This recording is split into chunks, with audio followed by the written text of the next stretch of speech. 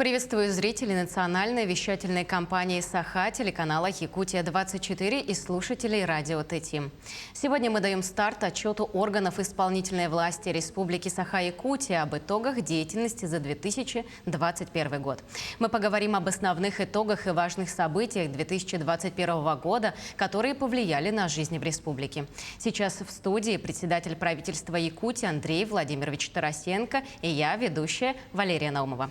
Андрей Владимирович, расскажите, пожалуйста, как в этом году будет проводиться отчет? С 1998 года уже Якутия, как лидер такого публичного отчета среди всех регионов страны, мы считаем, что это очень правильная и хорошая такая тенденция, что когда органы исполнительной власти общаются с населением открыто и показывают все свои достижения, планы.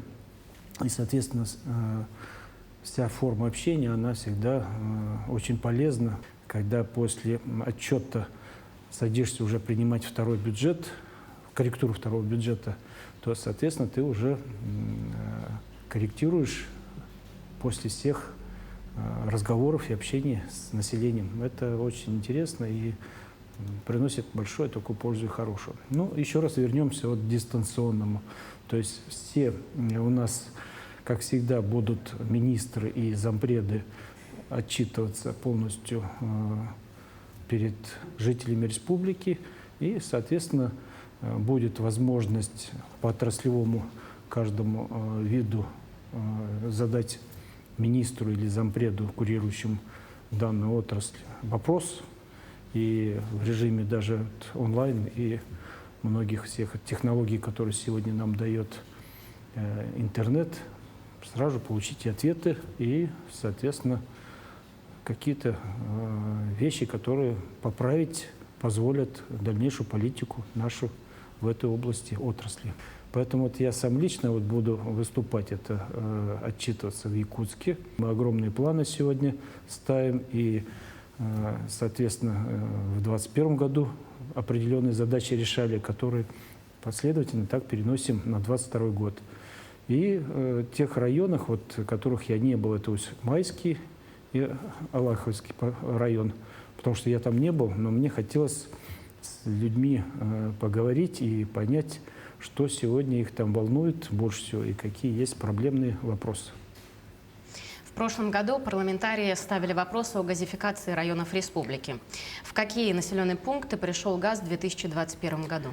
Сегодня у нас одна из главных задач все-таки дать газ в дальние районы. Почему? Потому что глава поставил сегодня очень важную задачу довести газ до группы Вилюйской, соответственно, Нюрба, Верхний Вилюйск и так далее. Это очень главные такие районы. Ну и, соответственно, довести Нерингри, Алдан, представьте себе сегодня Верхневилюйскую группу, вести газ, это там порядка 160 километров только от места рождения. Мы должны протянуть ветку, зайти в Вилюйск, в общую магистраль, и дать уже отвод по внутрипоселочным всем домам. И, соответственно, перевести все это дело, довести уже до Верхневилюйска. Тоже там где-то порядка уже 120 километров. Ну, то есть это серьезно такую задачу поставили, и мы первую сегодня деньги на это дело довели, и фактически это такой будет у нас сильный рывок в газификации.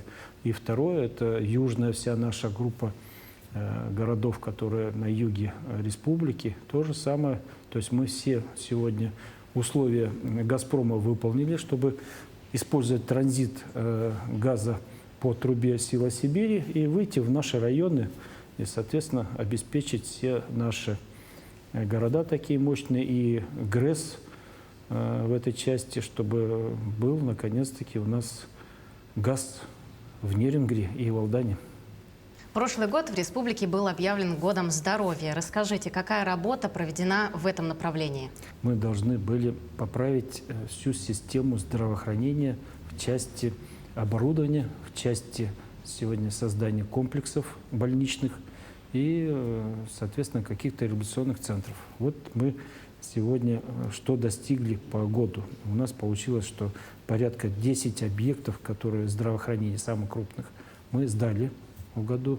И заложено еще у нас на 2022 год переходящие 5 огромных больничных комплексов, которые мы в этом году, они будут достигнуты своего результата, дойдут.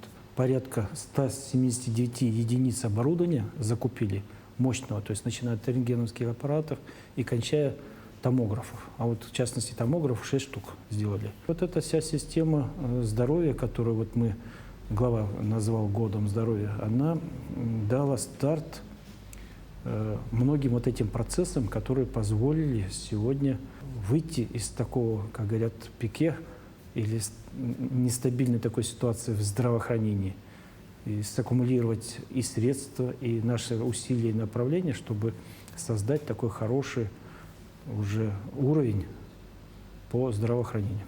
У нас приобретено 80 единиц автотранспорта, в котором где-то порядка 18 машин – это скорой помощи, и где-то 11 КАМАЗов, которые позволяют проводить диагностику здоровья у человека полностью для дальних улусов.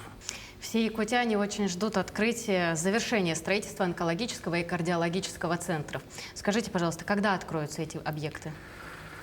Вы знаете, вот у нас буквально недавно глава проводил еще раз координационный такой совет.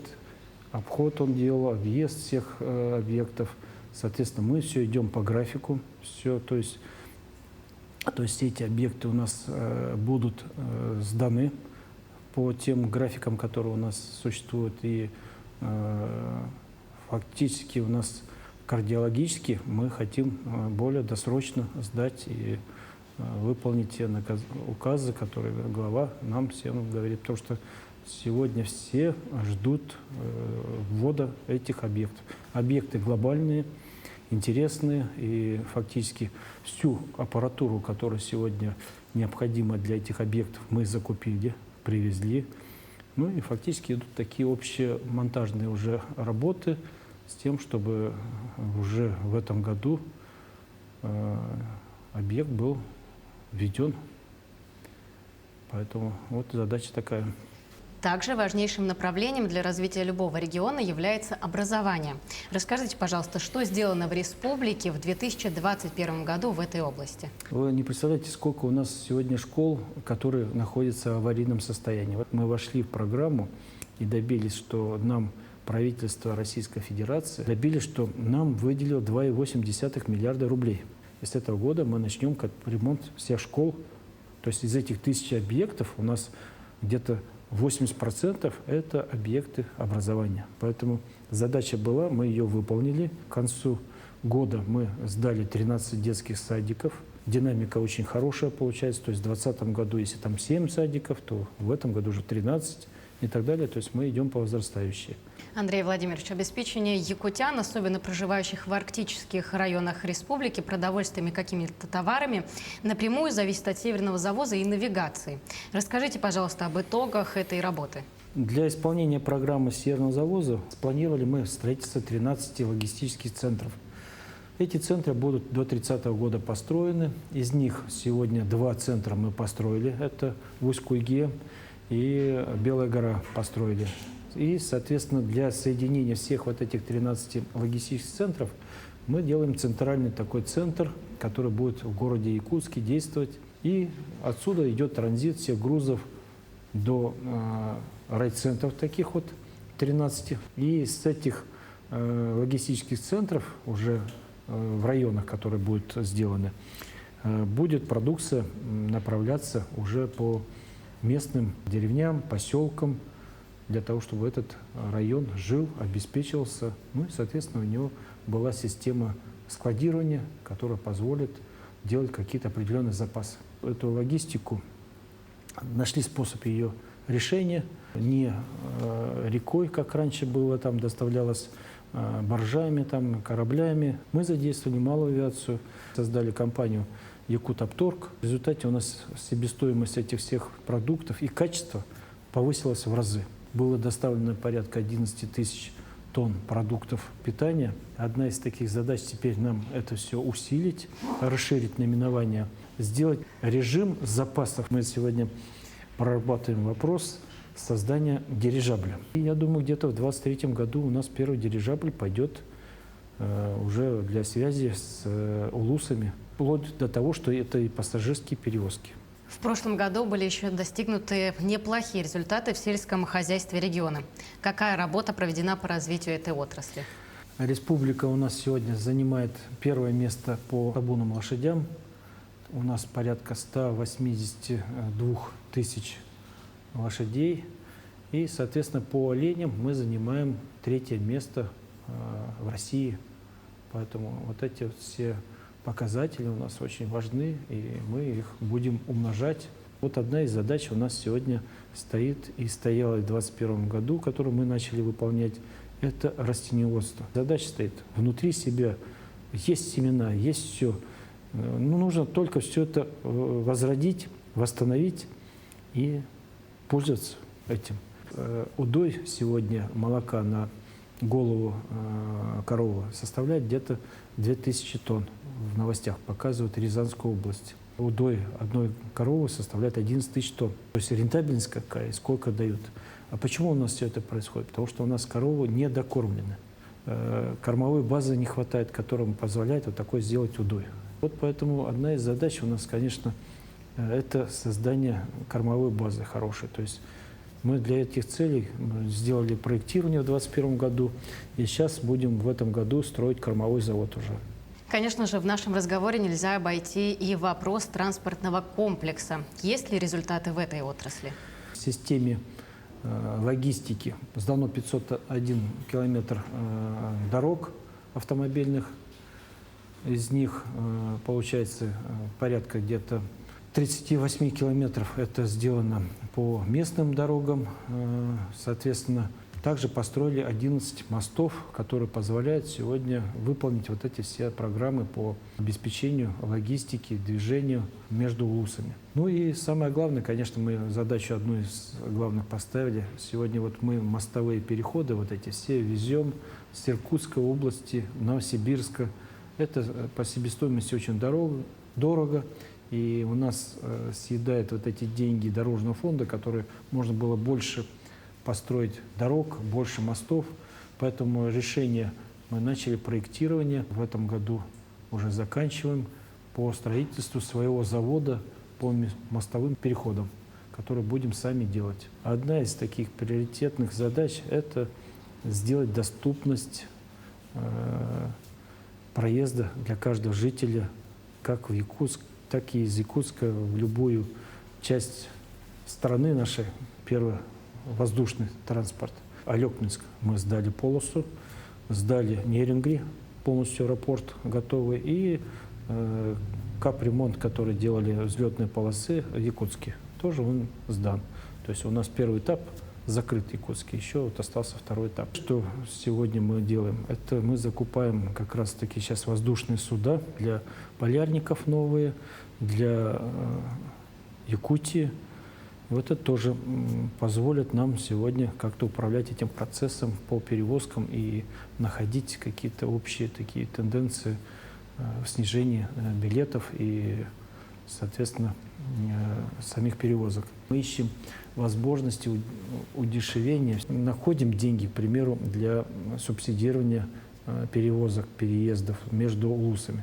Поэтому одна из задач мы сегодня решаем – найти такие НПЗ, которые мы вот сейчас делаем, долгосрочный договор составляем, где у нас будет стабильная цена на керосин, которая позволит уже субсидировать и давать возможность людям выехать уже по другим ценам, дешевле, чем, скажем, были до этого цены. Теперь в железнодорожном транспорте. Вот была задача поставлена создать новые, попробовать прицепные вагоны. То есть мы сделали по 6, по 4 вагона до Иркутска, Благовещенска и Владивостока. Отработав этот год, 2021 год, мы уже сегодня получили добро на формирование поездов. То есть до Владивостока у нас уже будет свой поезд фирменный, который будет ехать. И это направление очень сильно пользовалось в том году.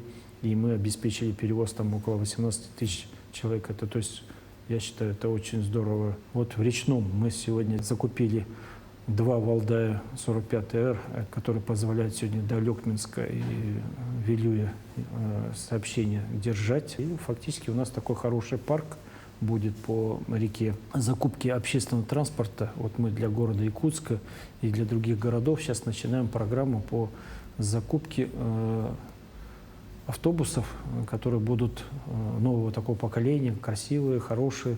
И вот первая группа вот этих 100 автобусов, которые прибывают в Якутск. Ну и, соответственно, межулусные такие сообщения тоже заказали хорошие автобусы. Вот это одна тоже из таких задач. Она решена в 2021 году. Сегодня также большое внимание в республике уделяется вопросу молодежи. Скажите, пожалуйста, об этом несколько слов. Один из фестивалей провели молодежных Мусустар, очень интересный, который позволил заявиться молодежи нашей, что мы здесь сегодня настолько сильны, интересны, что мультипликации, что там музыки и так далее, и так далее. У нас в этом году было трудоустроено 6 тысяч молодых ребят, которые сегодня получили значимую, хорошую профессию и трудоустроились и работают на территории республики. В этом году исполняется 100 лет со дня образования республики. С какими достижениями Якутия подходит к этой дате? Ни одна республика такого вот потенциала не задала, как вот глава задал. 100 достижений, 100 открытий, 100 значимых объектов. Каждая отрасль, каждый член команды правительства или житель, каждый участвует в достижении, которое вот нужно показать, что сегодня мы как преподнесем, наше поколение преподнесем к столетию такого вот важного события для республики. А какие задачи республика ставит перед собой в Год Матери? Это очень важно, и чтобы у нас молодые ребята почувствовали, что сегодня молодая семья и молодая мама будут поддержаны и будут обустроены, и все гарантии, в принципе, все, что вот можно им дать и поддержать, все будет сделано на уровне правительства. И в завершении нашей встречи, что бы вы хотели сказать нашим зрителям? Нашим зрителям хотел бы сказать, во-первых, поблагодарить за то, что вы находите терпение выслушать сначала те достижения за год работников правительства. Но и хотелось бы, чтобы вы в процессе этого выслушивания, конечно, задали вопросы и помогли членам правительства понять, что сегодня важно и что вас беспокоит в части развития района, республики, либо отрасли. Андрей Владимирович, спасибо большое за наш содержательный разговор. Ну а я напомню, что это был председатель правительства Республики Саха-Якутия Андрей Владимирович Тарасенко. Завершился первый эфир отчета органов исполнительной власти Якутии об итогах деятельности за 2021 год.